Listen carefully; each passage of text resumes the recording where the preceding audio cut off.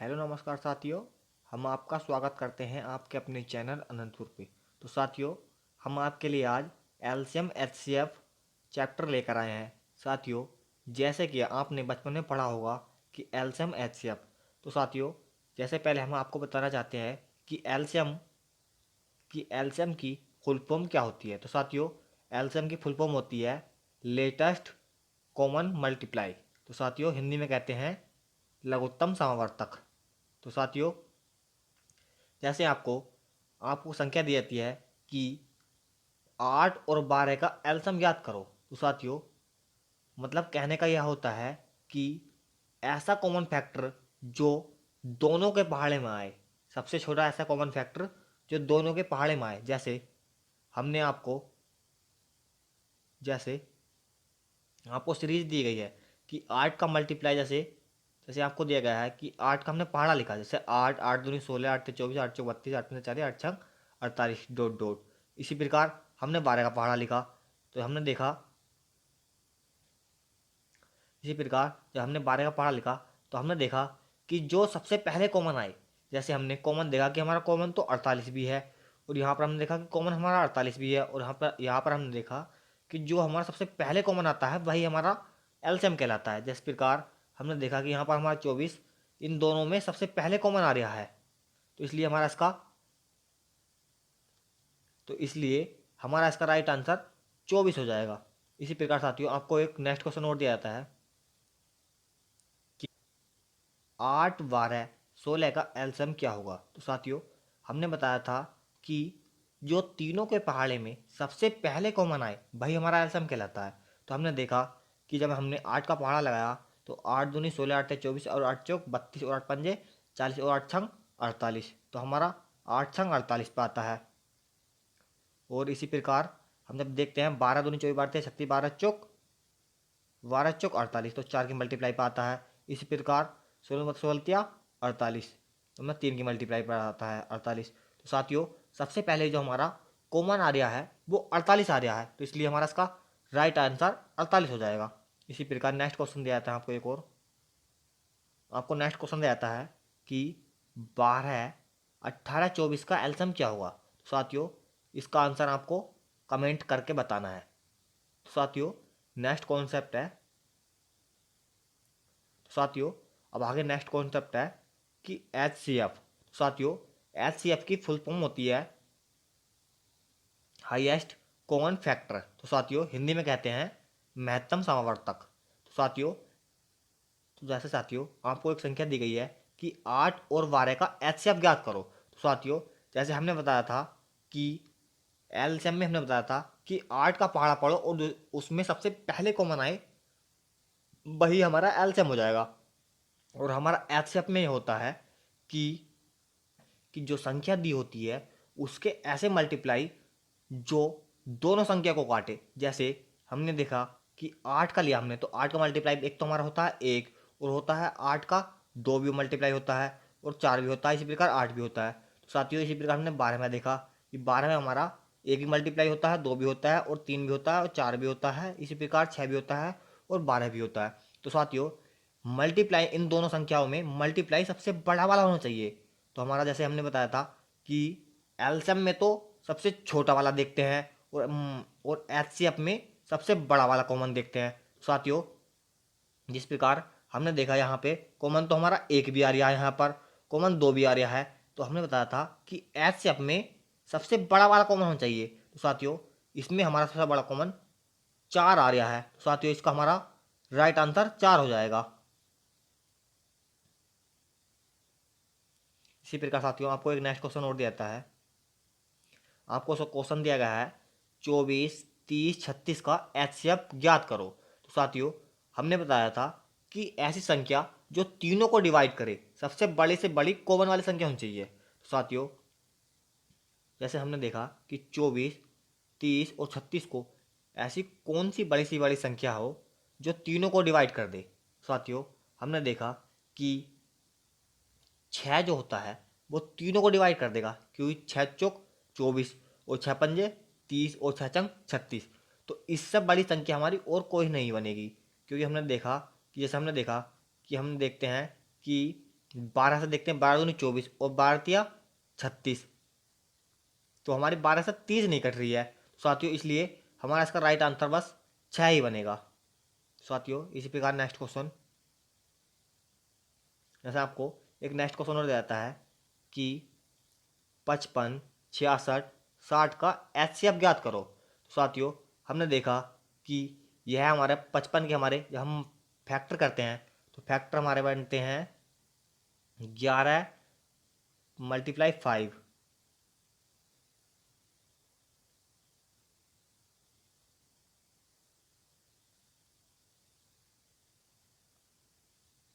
साथियों जब हमारे साथियों जब हम 55 के फैक्टर करते हैं तो 55 के फैक्टर बनते हैं 11 × 5।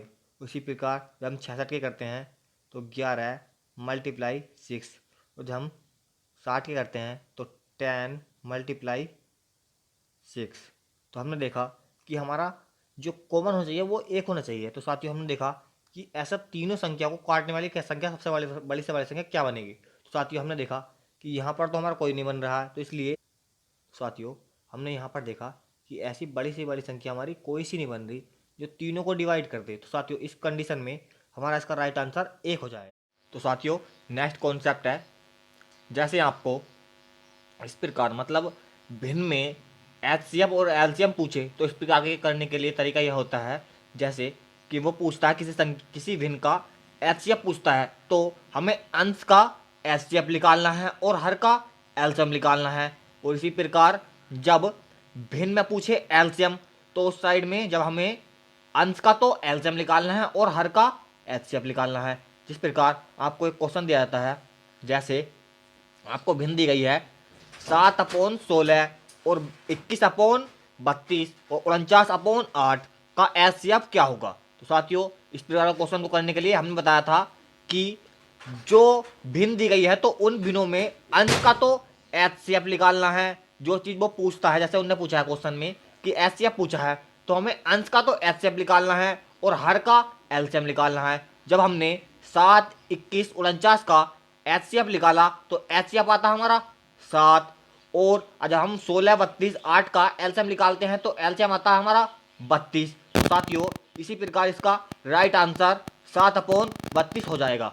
इसी प्रकार साथियों नेक्स्ट क्वेश्चन और है, इसी प्रकार साथियों आपको नेक्स्ट क्वेश्चन दिया जाता है कि 4/5, 6/8 और 8/25 का एचसीएफ क्या होगा। तो साथियों हमने बताया था कि जो ऊपर की संख्या दी है उसी का बस एचसीएफ निकालना है और नीचे वाले का एलसीएम निकालना है। जो चीज़ वो पूछता है तो वो हमें अंश का निकालना होता है पहले। तो हमने देखा कि जब 4, 6, 8 का हमारा एचसीएफ 2 आता है और हमने 5, 8, 25 का एलसीएम निकाला तो एलसीएम हमारा 200 आता है। तो हमने 2 से 200 को काटा तो 1/100, यही हमारा इसका राइट आंसर हो जाएगा। इसी प्रकार साथियों नेक्स्ट क्वेश्चन है, जैसे आपको नेक्स्ट क्वेश्चन दिया जाता है क्या 3/4 और 7/20 और 5/1 का एलसीएम क्या होगा। तो साथियों हमने बताया था कि जो पूछता है वो ऊपर वाली संख्या का निकालना होता है। जैसे हमने जब 3, 7, 5 का एलसीएम निकाला तो एलसीएम हमारा आता है 105, और जो नीचे संख्या दी है 4, 20, 1 तो उसका एचसीएफ निकाला तो एचसीएफ आता हमारा 1। तो साथियों तो यही हमारा इसका 105 राइट आंसर हो जाएगा। इसी प्रकार साथियों नेक्स्ट क्वेश्चन है, साथियों नेक्स्ट क्वेश्चन दिया गया है दो संख्याओं का मैस है वह लैसा क्रमांक 18 और 378 है। यदि इनमें एक संख्या 54 है तो दूसरी संख्या ज्ञात करो। तो साथियों इस प्रकार को क्वेश्चन को करने के लिए एक हमारा फॉर्मूला होता है, पहली संख्या गुणा दूसरी संख्या बराबर एलसीएम गुणा एचसीएफ। तो साथियों जैसे उसने कहा है कि हमारा मैसा तो दिया है 18 और लैसा दिया है 378, तो साथियों उसने कहा है कि एक संख्या हमारी 54 है तो दूसरी संख्या में ज्ञात करनी है। तो साथियों इस प्रकार क्वेश्चन करने के लिए हमने बताया था अभी फॉर्मूला कि पहली संख्या गुणा दूसरी संख्या बराबर एलसीएम गुणा एचसीएफ। तो साथियों यहीं से हमने बस हमें दूसरी संख्या ज्ञात करनी है। तो साथियों यही हमने पहली संख्या को इसके बटे में ले गए। जैसे जब हम पहली संख्या को इसके बटे में ले जाएंगे तो हमारा फॉर्मूला दूसरी संख्या बराबर लेस है गुणा मैस है अपॉन पहली संख्या। तो साथियों यहीं पे बस हमने फॉर्मूले में संख्या पुट कर दी। जैसे हमने लेस पुट करा, लेसा होता हमारा 378 और जब हमने मैसे पुट करा तो मैसे है हमारा 18 और पहली संख्या हमारी 54। तो साथियों यहीं पे हमने बस कैलकुलेशन करी। जैसे हमने 18 दिया 54 तो 3 बार कटा और हमने 3 से बस 378 को काटा। 3 ही करना 3 और 3 दूनी 6 और 3 छंग 18। तो साथियों हमारा काट फिट करने पर टोटल 126 आता है। साथियों यही हमारी इसका दूसरी संख्या बन जाएगी। तो साथियों यही हमारा इसका राइट आंसर हो जाएगा। इसी प्रकार साथियों आपको एक नेक्स्ट क्वेश्चन और दिया जाता है। क्या दो संख्याओं का लैस है उसके मैसे का 44 गुना है, उनके लैस है तथा मैसे का योग 1125 है। यदि उनमें से एक संख्या 25 है तो दूसरी संख्या ज्ञात कीजिए। तो साथियों आपको दिया गया है कि लैस है उसके मैसे का 44 गुना है। साथियों मतलब लैसा जो है वो उसके मैसे का 44 गुना है। तो हमने यहाँ पर माना कि हमारा एचसीएफ हमने एक माना, मतलब मैसे हमने एक माना, तो हमारा मतलब लैसा जो बनेगा उसका 44 गुना बनेगा। तो एक का 44 गुना करेंगे तो 44 आएगा। साथियों हमारा लैसा बन गया 44।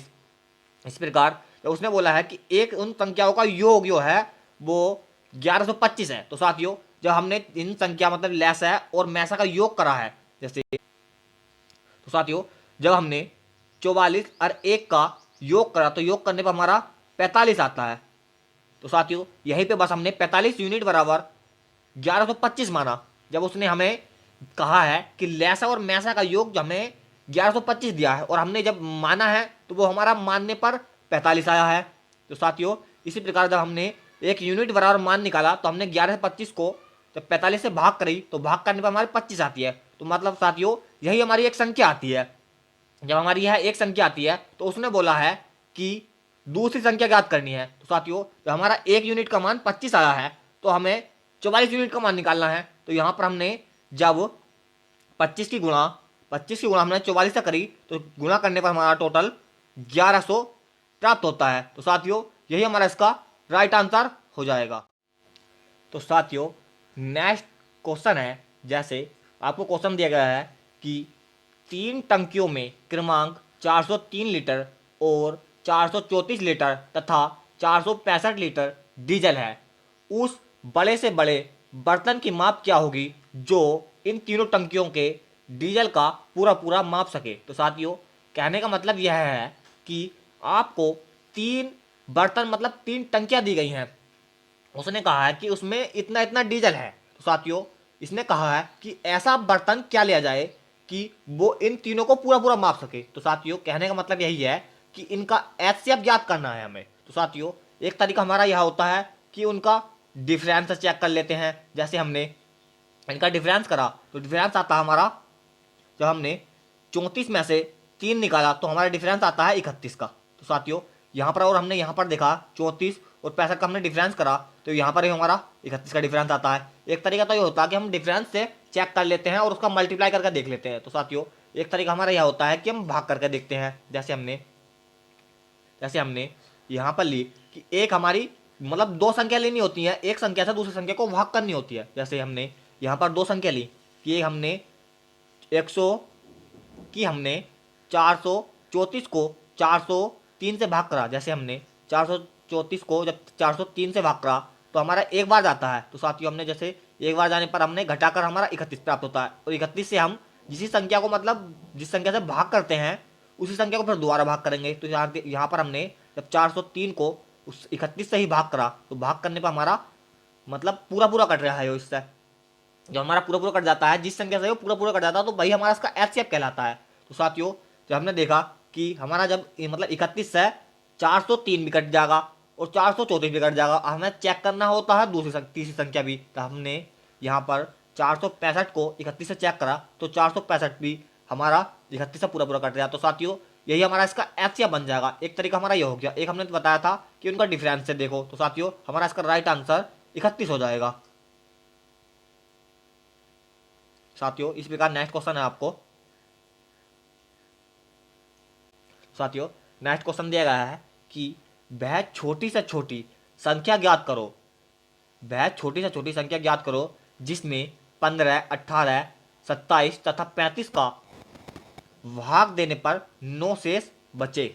मतलब कहने का मतलब यह है इसका कि वह छोटी से छोटी संख्या ज्ञात करें जो इन तीनों संख्याओं को भाग देने पर 9 शेष बचे। तो साथियों हमें मतलब इस संख्या का पहले इन चारों संख्याओं का एलसीएम निकालना है और उसमें जो मतलब उन्हें शेषफल का है बस उसे ऐड कर देना है। जैसे हमने इन तीनों संख्याओं का हमने इन तीनों संख्याओं का एचसीएफ निकाला तो हमारा बचपन में हमने उसी तरीके से निकाला, बचपन में हम तरीके से निकालते थे, इसी तरीके से हमने जब निकाला तो हमारा निकालने पर इसका एलसीएम आता है 1890 आता है, क्योंकि हमने जब इसे काट पीट कर करा तो हमारा इसका एलसीएम 1890 आता है। जब हमारा 1890 आता है तो उसने कहा है कि शेषफल बचे, उस शेषफल को जब इसमें एलसीएम में ऐड कर देंगे तो हमारा शेषफल वही बचेगा। तो साथियों जब हमने इसमें मतलब 1890 में 9 ऐड करा तो ऐड करने पर हमारा 1899 आता है। तो साथियों यही हमारा इसका राइट आंसर हो जाएगा। तो साथियों इसी प्रकार नेक्स्ट क्वेश्चन है, जैसे आपको क्वेश्चन दिया गया है कि 7 का न्यूनतम गुणज क्या है जिसमें 6, 9, 15 तथा 18 में से किसी से भी भाग देने पर प्रत्येक दशा में 4 शेष बचे। मतलब कहने का मतलब यह है उसका कि 7 का ऐसा गुणज कौन सा है जो 6, 9, 15, 18 से भाग देने पर प्रत्येक दशा में 4 शेषफल बचे। तो साथियों बस जिस संख्या को उसने कहा है कि भाग कर दें तो शेषफल 4 बचे। तो साथियों इन तीनों मतलब इन चारों संख्याओं का हम एलसीएम निकालेंगे। जैसे हमने एलसीएम निकाला, इन चारों संख्या हम एलसीएम ज्ञात करते हैं तो एलसीएम आता हमारा 90। जब हमारा 90 आता है तो उसने कहा है प्रत्येक दशा में 4 शेषफल बचे, तो हम इसमें 90 में जब 4 ऐड करते हैं तो ऐड करने में हमारा 94 प्राप्त होता है। हमने देखा कि 94 हमारा 7 का मतलब मल्टीपल नहीं है। तो साथियों यह तो हमारा सा गलत हो जाएगा। तो साथियों हम जैसे उसने हमें दिया है कि उसका एलसीएम हमारा 90 आया है, तो हमारा एलसीएम 90 आया तो हम एलसीएम का मतलब 2 से मल्टीप्लाई मतलब उसका दुगना करके देखते हैं। तो हमने दुगना करा तो 90 का दुगना होता है हमारा 180। 180 हम उसमें उन्होंने बोला कि 4 शेषफल बचे, तो हम 4 को जब ऐड करते हैं तो ऐड करने में हमारा 184 आता है। तो हमने देखा कि 184 भी हमारा 7 से नहीं कटेगा, तो 7 ये इसका 7 का मल्टीप्लाई नहीं हो सकता। तो साथियों ये भी हमारा गलत हो गया। साथियों इसी प्रकार जब हमने 90 को तिगना करा तो तिगना होता हमारा 270। अब 270 में हम जब 4 ऐड करते हैं तो ऐड करने पे हमारा 274 आता है। 274 भी जो हमारा 7 से नहीं कटेगा, मतलब 7 का मल्टीप्लाई नहीं होगा। 274 साथियों ये भी नहीं होगा। इसी प्रकार जब हम 90 का चौगुना करते हैं, मतलब 90 की हम मल्टीप्लाई 4 से करते हैं तो मल्टीप्लाई करने पर हमारा 360 आता है। अब 360 आता है तो 360 में हम जब 4 जोड़ते हैं तो 4 जोड़ने पर हमारा 364 आता है। अब 364 को हम जब 7 से डिवाइड करते हैं तो वो पूरा पूरा कट जाता है। तो साथियों 7 का यह मल्टीपल है, तो साथियों यह हमारा 7 से कट जाएगा। तो साथियों जब हम 7 की मल्टीप्लाई मतलब 7 की मल्टीप्लाई 52 से करेंगे तो हमारा गुणा करने पर 364 आ जाएगा। तो साथियों यह मतलब हमारा इसका 7 का मल्टीप्लाई बन रहा है। तो साथियों यही हमारा इसका राइट आंसर हो जाएगा। साथियों नेक्स्ट क्वेश्चन है वह अधिकतम संख्या ज्ञात कीजिए जिससे 336, 240 तथा 96 को पूर्णतः विभक्त किया जा सके। तो साथियों कहने का मतलब यही है कि उसने कहा है कि आपको 3 संख्या दी गई है और उसने कहा है कि ऐसी बड़ी से बड़ी संख्या ज्ञात कीजिए जो इन तीनों संख्याओं को पूरा पूरा काट सके। तो साथियों तो कहने का मतलब यही है इसका कि हमें एचसीएफ ज्ञात करना है। तो साथियों हमने बताया था कि एचसीएफ ज्ञात करने के 2 तरीके होते हैं। एक तो कि उनमें से 2 संख्या लो और उन्हें आपस में भाग करके देखो। जब हमने मतलब 240 और 96 संख्या ली है तो यहाँ पे हमने 240 को हम जब 96 से भाग करते हैं तो 96 दूनी मतलब 96 दूनी 192 होते हैं। हमने देखा घटाने पर हमारा 48 बचता है, फिर 48 से हम 96 को भाग करते हैं तो 96 को भाग करते हैं तो हमारा 96 48 से पूरा पूरा कट जाता है। तो मतलब कहने का मतलब यह है कि अब 48 से हमारा 240 भी कट जाएगा और 96 भी कट जाएगा। इसी प्रकार हम जब हम 336 को 48 से भाग करके देखते हैं तो 48 से हमारा 336 भी पूरा पूरा कट जाता है। तो साथियों इसका एचसीएफ तो हमारा 48 आएगा और तो साथियों 48 ही हमारा इसका राइट आंसर हो जाएगा। इसी प्रकार साथियों नेक्स्ट क्वेश्चन है। तो साथियों नेक्स्ट क्वेश्चन दिया जाता है आपको, कहा है कि वह अधिकतम संख्या जिससे 1354, 1866 और 2762 में भाग देने पर प्रत्येक स्थिति में 10 शेष बचता हो। तो साथियों कहने का मतलब इसका भी यही है कि हमें ऐसी संख्या मतलब ज्ञात करनी है जो इन तीनों को भाग देने पर प्रत्येक दशा में 10 शेष बचाए।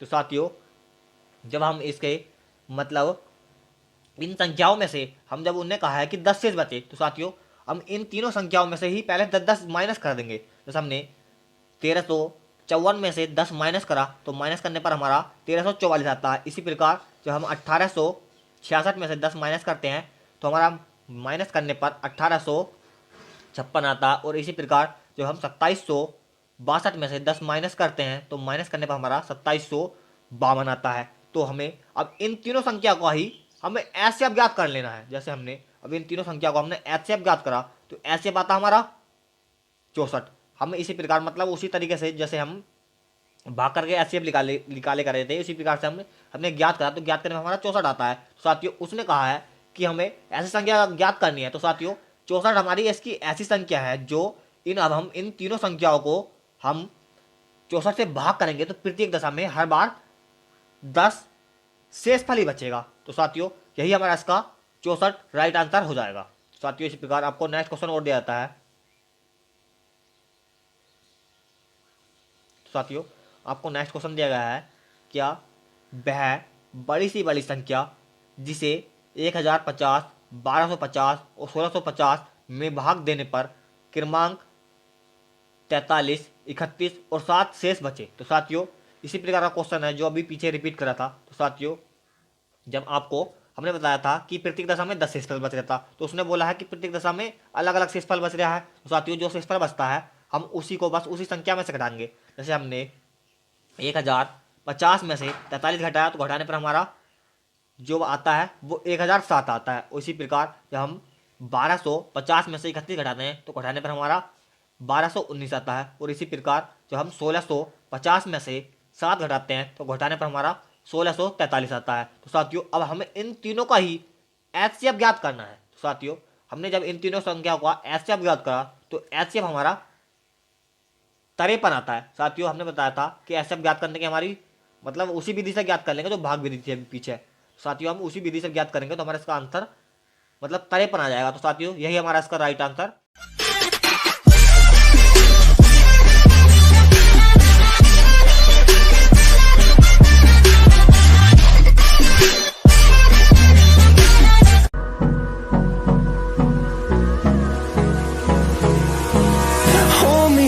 Till I get up, time is